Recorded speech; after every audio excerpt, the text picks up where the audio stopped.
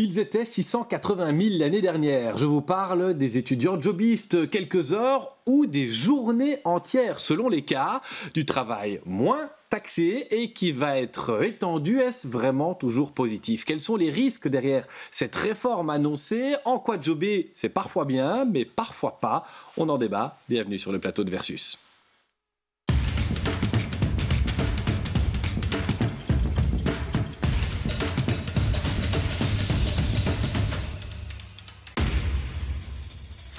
Et pour évoquer ces questions, je reçois Adam Assaoui. Bonjour, vous êtes le président de la Fédération des étudiants francophones, la FEF. Bienvenue à vous. Bienvenue aussi Ludivine de Magnanville, députée bruxelloise. Vous suivez notamment ces questions et vous avez présidé la Fédération Oreca. On verra ce qu'attendent les secteurs.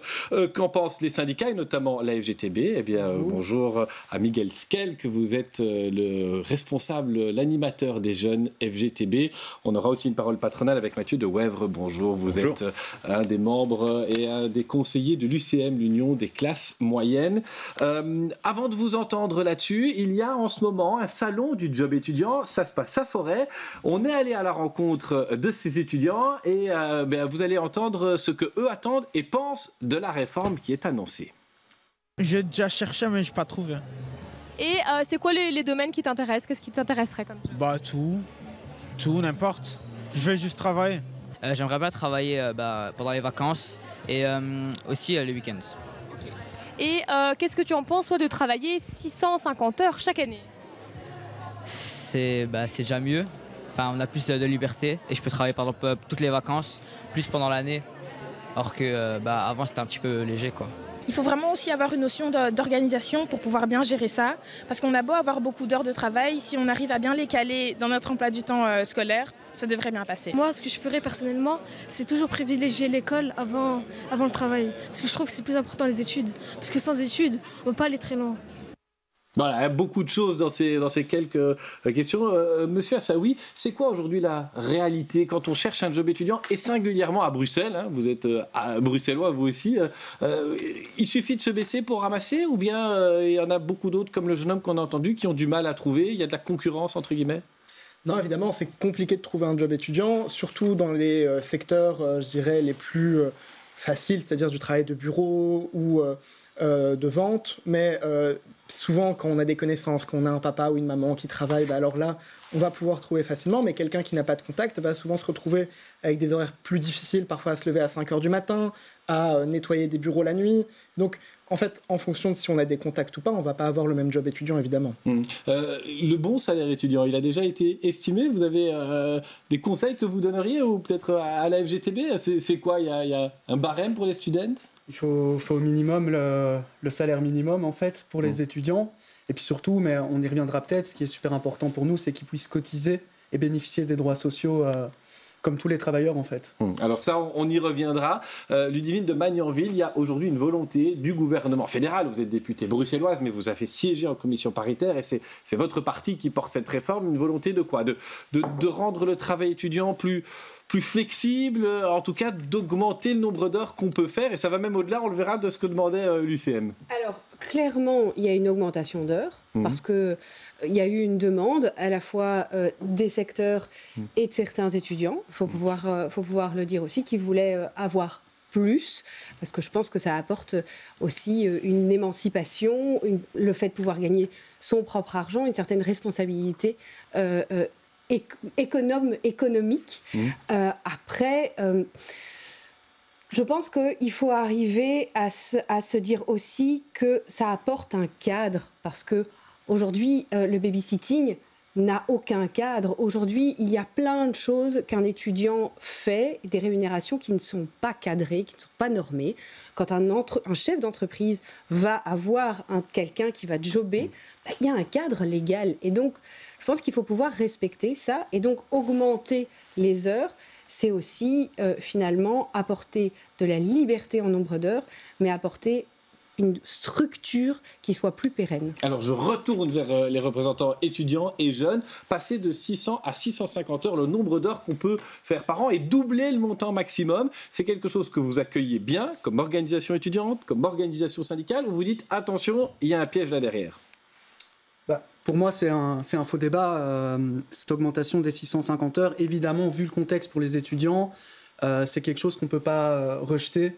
Maintenant, c'est surtout révélateur d'un phénomène de précarité étudiante qui est devenu structurel aujourd'hui. Et face à l'inaction des différents gouvernements qu'on a eus, aujourd'hui, il n'y a pas d'autres solutions il y a d'autres solutions aujourd'hui qui sont évidemment, comme j'ai dit, de faire cotiser les étudiants, mais aussi de refinancer l'enseignement, de développer des logements publics et abordables pour les jeunes. Et je pense que c'est plutôt là-dessus qu'on doit agir plutôt que sur augmenter le nombre d'heures. Adam Hassaoui, à la FEF, on préfère quoi? Des bourses d'études pour que les étudiants ne doivent pas travailler que des jobs? Mais en fait, c'est toute la question de la liberté de travailler ou de l'obligation de travailler. Aujourd'hui, certes, on augmente le quota d'heures, mais en fait, à la FEF, que ce soit 1000 heures, 10 000 heures, en fait, c'est pas ça la question, on s'en fiche. C'est la question de est-ce que l'étudiant, il va pouvoir étudier sereinement ou pas. Et aujourd'hui, on a des étudiants qui, en fait, sont en décrochage scolaire parce qu'ils n'ont pas les moyens de payer leur cote, ils n'ont pas les moyens de remplir leur frigo, et donc ils vont devoir jobber. 650 heures, on le rappelle, c'est quand même un tiers-temps. Et donc, nous, on a eu des contacts avec des étudiantes, par exemple en infirmerie, pour être infirmière, qui avaient leur stage, avaient leur cours obligatoire, et jobaient le vendredi, le samedi, le dimanche.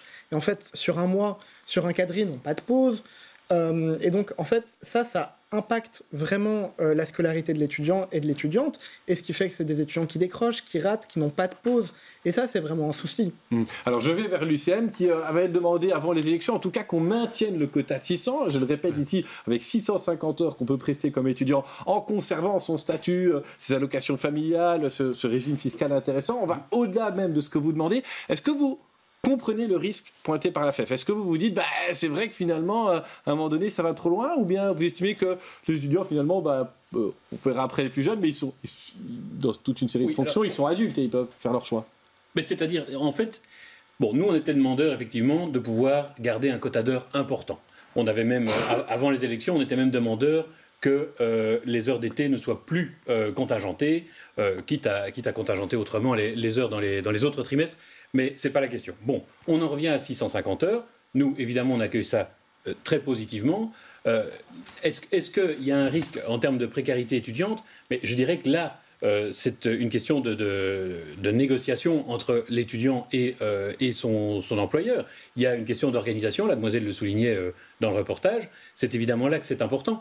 Sur la question de les appeler à cotiser, là, je dis attention, parce que d'abord, si on payer les étudiants, comme on le fait au salaire minimum ou au barème, eh bien, si on devait faire en sorte que ce soit un salaire avec le même taux de cotisation et le même taux de précompte professionnel que pour un travailleur ordinaire, en fait, l'employeur paierait plus cher et l'étudiant gagnerait moins. Donc, ce serait vraiment un jeu qui n'aurait que des perdants. Est-ce qu'il n'y a pas parfois une concurrence entre des employés ou des ouvriers normaux dans différents secteurs, des gens qu'on engagerait et qui travailleraient, et des étudiants, puisque vous le dites, c'est un win-win. Et donc l'étudiant, il se dit, je vais avoir de l'argent, le patron, il se dit, ça va me coûter moins cher, mais derrière, il y a peut-être un travailleur qui reste au chômage. Mais alors, pas nécessairement, parce que d'abord, les étudiants, ils sont d'abord et avant tout là pour, en fait, venir compenser le moment où les travailleurs ordinaires ne sont pas là. Et puis, surtout, il faut quand même noter que le marché du travail est assujetti à d'importantes pénuries d'emplois. C'est-à-dire que, effectivement, il y a de très grandes pénuries. On a beaucoup de mal à trouver des collaborateurs, et le fait de pouvoir élargir un petit peu le quota du travail étudiant, c'est une des solutions. Il y en a plusieurs, il y en a d'autres, mais c'est une des solutions qui permet aux employeurs de pouvoir un tout petit peu assumer les très grandes pénuries d'emplois que nous subissons. L'usine de Magnanville. Il n'y a pas un peu ce côté-là pour un patron, je sais pas, par exemple dans l'Oreca, qui tiendrait un restaurant, de dire je vais engager 3 étudiants qui travailleront chacun un soir par semaine, le vendredi, le samedi, le jeudi, qui sont peut-être mes grosses journées, plutôt qu'un ou une serveuse à temps partiel? Alors oui. Clairement, oui, bien sûr. Il y a aujourd'hui, je pense qu'il faut dire les choses telles quelles. Oui, aujourd'hui, il y a des entreprises qui se disent, je vais prendre une personne, un étudiant, parce qu'il va être peut-être plus flexible, il doit prester 3 heures. C'est 3 heures qui sont plus faciles en termes de contrat. Après, en ce qui concerne la concurrence déloyale, je suis pas tout à fait d'accord, parce que pour avoir siégé en commission paritaire, donc commission paritaire, on décide avec le monde syndical et le monde patronal de quel va être le statut finalement de tous les travailleurs. Et on a eu en accord sectoriel il y a maintenant une grosse année et demie, finalement, on a bloqué l'indexation salariale, en tout cas pour le monde de l'Horeca. Parce que on s'était retrouvé dans une situation, à chaque fois, si l'étudiant était indexé de la même manière qu'un salarié avec un contrat fixe, en fait, il gagnait plus que quelqu'un qui était en fixe à temps plein chez nous. Et donc, on s'était dit, ce n'est pas juste, parce qu'il faut pouvoir aussi revaloriser et valoriser les gens qui sont chez nous, dans lesquels il y a une réelle formation et une vraie prise de responsabilité, ce que l'étudiant n'a pas. Et je pense que même en tant que client, on ne peut pas me dire, même s'il y a des très très bons étudiants, en tant que client, aujourd'hui, on voit la différence entre un service finalement fait par un étudiant et un service fait par quelqu'un dont c'est le métier. Et donc, on avait à cœur, en tout cas, à mon époque, j'ai l'impression d'avoir 50 ans quand je dis ça, mais de... C'est pas vieux, hein. C'est pas vieux, hein. C'est joli, 50 ans. Non, c'est vrai. Enfin, peut-être pour un étudiant, mais par exemple pour un journaliste... J'ai appris il y a 5 minutes que je ne pourrais plus faire partie des jeunes FGTB parce que j'ai passé l'âge de 2 ans, donc maintenant je me sens un peu plus âgée. Mais non, on avait à cœur vraiment à revaloriser, et ça, on était d'accord, je vous dis, des deux parties, c'est-à-dire revaloriser en n'indexant pas finalement le salaire étudiant. Je voudrais quand même poser une question à la FGTB, parce que M. De Wèvre nous disait quelque chose. Il dit à un moment donné, il y a une négociation, une discussion entre le jobiste étudiant et son patron. Est-ce que les étudiants, quand ils arrivent sur le marché de l'emploi du job, est-ce qu'ils sont conscients de leurs droits? Est-ce qu'ils ont vraiment les moyens de se défendre? Et est-ce que vraiment les syndicats sont là pour eux ou pas? Franchement, moi j'ai jamais vu de grève 20 ans de journalisme pour des étudiants parce qu'ils étaient maltraités par leur patron. En général, s'ils n'aiment pas, ils partent ailleurs et ils trouvent, mais, ou pas. Alors, ce qu'il faut savoir, c'est qu'aujourd'hui, les contrats étudiants sont extrêmement précaires. C'est très, très facile à casser. Moi, toutes les semaines, je reçois des mails et des appels de personnes qui ont été licenciées parce qu'ils ont été malades trop longtemps, parce qu'ils ont eu un accident de travail qui a duré un peu trop longtemps, parce qu'ils ont subi des discriminations, parce que l'employeur voulait plus d'eux. Et en fait, c'est un contrat qui est vraiment très très facile à casser, et c'est aussi pour ça qu'on veut changer la forme du contrat étudiant et l'harmoniser. C'est pour faire en sorte que ces étudiants déjà puissent se mobiliser, parce que... C'est quoi les droits sociaux auxquels ils pourraient avoir droit et que vous réclamez? Le Parti Socialiste a fait une sortie en ce sens ce matin, vous êtes aligné, j'imagine, à la FGTB? J'ai pas vu la déclaration du Parti Socialiste. Ils demandent que les étudiants aient des droits sociaux dès lors qu'ils travaillent un certain nombre d'heures, et ils disent avec 300 heures par an, ils devraient pouvoir. Quels droits auraient-ils qu'ils n'ont pas aujourd'hui? Alors typiquement le droit à la pension, c'est-à-dire qu'il faudrait prendre en compte les jours durant lesquels les étudiants travaillent pour la pension, pour ouvrir aussi leur droit à l'allocation d'insertion, pour pouvoir bénéficier d'une meilleure couverture pour les accidents de travail, etc. etc. Je voulais juste revenir sur quelque chose, c'est qu'en fait donc à la base, le contrat étudiant, c'est prévu pour que les gens travaillent en été ou le week-end pour remplacer les travailleurs, ou pendant les périodes de vacances plus largement. Aujourd'hui, on voit depuis 2006 une augmentation de plus de 1088% du nombre de jobistes. Je pense que l'AFEF avait montré dans une étude qu'aujourd'hui, c'était un étudiant sur 2 qui jobait, et surtout que c'est un obstacle très Mais très grand pour la réussite. ils ne sont que 3% apparemment à atteindre les 600 heures par an. Donc les étudiants qui travaillent beaucoup, apparemment, c'est rare. Ludivine de Magnanville, Opine de Honnay. J'ai des chiffres parce que je trouve que c'est toujours très intéressant, en tout cas, d'avoir des chiffres. Aujourd'hui, l'ONSS déclare qu'en 2023, il y avait en moyenne, un étudiant faisait 220 heures par an en 2023. Donc on avait encore 600 heures et c'était 220 heures. Donc finalement, je pense qu'on est plus sur une liberté plus qu'un apport de contraintes sur ces 650 heures. Donc ça pose la question de pourquoi est-ce qu'on a besoin de ces 650 650 heures, et que parce qu'il y en a certains qui en ont envie et besoin, et donc on octroie cette possibilité. Nous, on a même eu des employeurs qui sont remontés vers nous parce que leurs étudiants avaient eux-mêmes édité des pétitions pour pouvoir travailler plus. Mais évidemment, en fait, quand tu n'arrives pas à payer ton loyer et que si tu ne travailles pas 650 heures, tu te retrouves dehors à la rue, ou que tu n'arrives pas à payer de quoi remplir ton frigo, évidemment que tu vas faire une pétition pour demander à avoir des jobs étudiants, mais ce qu'il te faut à la fin du mois, c'est de l'argent sur ton compte en banque et pas forcément du temps passé dans une entreprise. C'est quoi? C'est que l'offre crée la demande et qu'à un moment donné, les étudiants qui pourraient travaillent beaucoup et mettre leurs études de côté, voire sur décrochage, c'est ça votre crainte? Oui, ce que je dis, c'est qu'aujourd'hui, il y a des étudiants qui, s'ils ne jobbent pas, vont devoir arrêter leurs études. Et ça, en tout cas, à la FEF, on trouve pas ça normal. Et donc, J'entends qu'il n'y a pas beaucoup d'étudiants qui sont concernés pour les 650 heures. Moi, j'ai pas de souci à ce qu'un étudiant job 650 heures. Par contre, j'ai un souci avec le fait qu'il soit contraint de le faire. Et donc, ce que je dis, c'est chiche. Alors, ces personnes, ces 3% qui sont vraiment concernés par une précarité, qu'il faut aller aider, allons les aider, augmentons les bourses, augmentons les critères, simplifions les démarches pour que ça reste un choix et pas une obligation. Mais les deux sont possibles. Le problème, là, la contrainte ne vient pas du fait qu'on soit à 650 heures. La contrainte, elle est externe. Et donc, je suis bien d'accord avec vous. Il y a probablement d'autres choses à faire, ça, c'est pas exclu. Mais évidemment que contraindre des étudiants à abandonner leurs études et donc à ne plus être éligibles au régime des étudiants, ça n'est intéressant pour personne. Mais pour le moment, c'est ce qui se passe, et la Fédération Libre-Bruxelles, le gouvernement reste dans une inaction. On demande depuis des années et des années une augmentation du budget des bourses. Elle n'arrive pas, parce qu'on leur dit, en fait, s'ils ont vraiment besoin d'argent, il y a quelques bourses qui existent, et s'ils sont au-dessus des plafonds, ils n'ont qu'à jobber. Mais ils peuvent aller au CPS. Aujourd'hui, un étudiant peut aller au CPS s'il est vraiment dans le besoin. Donc si effectivement c'est compliqué de maintenir ses études, de faire les 650 heures et qu'en plus de ça, il n'y arrive toujours pas, il y a cette possibilité-là. Donc, il y a une allocation sociale qui est disponible pour lui. Je voudrais parler aussi de l'âge des premiers jobs étudiants, parce que là aussi, les questions de l'ABC, on parlait de majeur, mais en fait, non. Aujourd'hui, c'est 16 ans, on va étendre ça à 15 ans, c'est déjà possible sous certaines conditions. Je retourne vers mes deux employeurs. Que faites-vous faire dans des entreprises, des classes moyennes, dans l'ORECA, n'importe où, à des jeunes qui ont 15 ans? Des babysitting? Non, c'est pas une affaire d'entreprise. Alors, vous leur faites faire quoi? Ils vont faire quoi à 15 ans, les jeunes? Monsieur De Wevre. Alors, je ne parle pas... Enfin, je parle pour tous les employeurs, mais donc il y a forcément une diversité de jobs à faire aux étudiants. Nous n'étions pas spécialement demandeurs de cette extension, mais enfin, elle arrive, elle est... On vous la propose, vous dites pas non?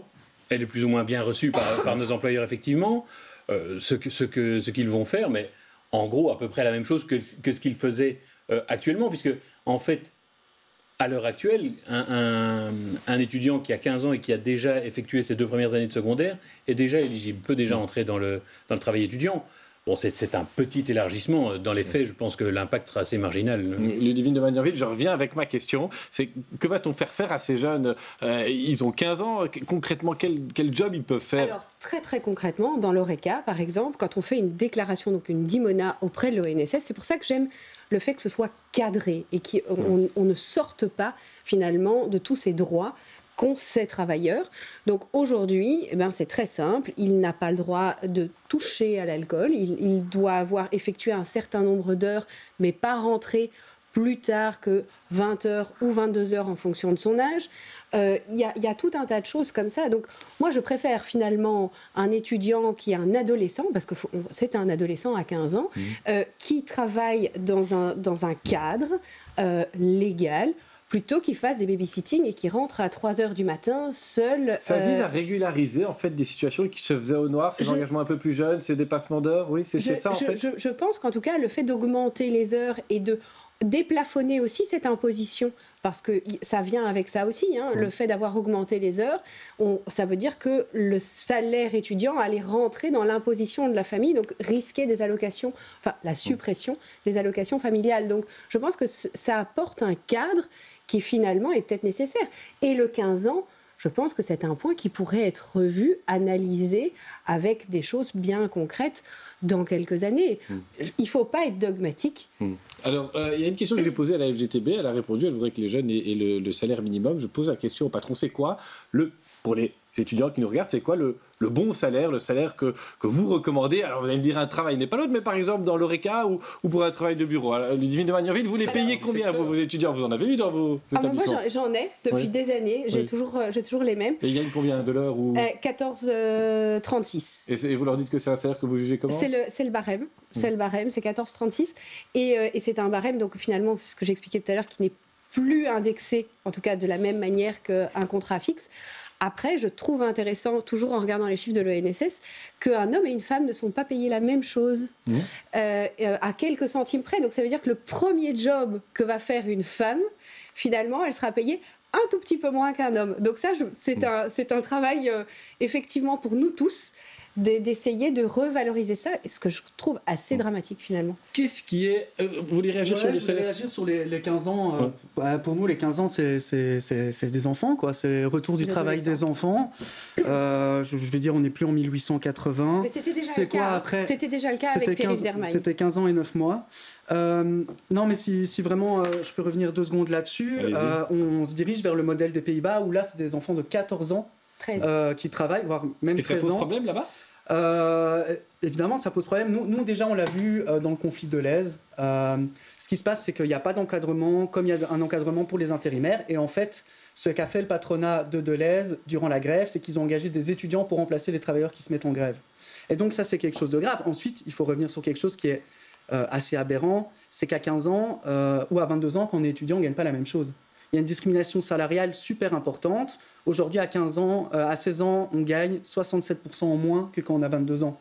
Alignons les salaires. Pourquoi est-ce que quelqu'un de 15 ans, en fonction des commissions paritaires... Ça dépend des secteurs, parce qu'il y a des secteurs dans lesquels les barèmes sont identiques pour les étudiants et pour les travailleurs, disons, réguliers. Et donc, voilà, là, au contraire, en fait, l'étudiant, il gagne plus que le travailleur régulier qui est payé au même salaire parce que, justement, le traitement social et fiscal n'est pas le même. Je retourne vers la FEF qui est un peu en retard en temps de parole. Un gain financier pour les étudiants qui sont jobistes. Est-ce que vraiment c'est formateur comme on dit que ça l'est ? Qu'est-ce qu'on apprend quand on est jobiste étudiant ? Et je vais aller au-delà, parce que j'entends venir, on apprend à être à l'heure, à parler correctement, à respecter un esprit d'équipe, mais je sais pas, est-ce qu'un étudiant en architecture travaillerait dans un cabinet d'architecte ? Est-ce qu'un étudiant en droit travaillerait dans un service juridique ? Ou bien ils sont plutôt cantonnés à autre chose quand ils sont jobistes ? Ce qui est sûr, c'est qu'on n'apprend pas ses cours. Quand on job, on apprend certes peut-être d'autres choses et on s'insère dans le monde du travail dans un sens, mais c'est quelque chose qui peut être fait avec, je sais pas moi, 2 semaines pendant l'été par exemple. On n'a pas besoin de bosser 650 heures pour apprendre comment le monde du travail fonctionne. Et donc là, ça pose une vraie question, et je reviens sur la question de l'inégalité salariale. Aujourd'hui, un étudiant en première année, en bac 1, c'est vrai qu'il va toucher beaucoup moins que quelques années plus tard. Pourtant, c'est pour le même travail. C'est-à-dire... Tout dépend des secteurs encore. C'est vraiment... tout dépend des secteurs. Mais je ne comprends pas... Enfin, j'ai un peu de mal à comprendre dans quel secteur... Donnez-moi un exemple et puis on aura l'argument recevable. Dans quel secteur il y a une différence vraiment ? Non, mais il y a des secteurs qui établissent un barème particulier aux étudiants, mais peu importe leur âge. C'est pas une question d'âge. Ok. Si, c'est une question d'âge. On est moins... En fait, plus vous avancez dans l'âge avant 22 ans, plus vous êtes payé. Bon, on ira faire le fact-checking parce que là-dessus, on n'est pas besoin de le faire maintenant. Et on va passer, c'est la fin du débat, à l'argument recevable.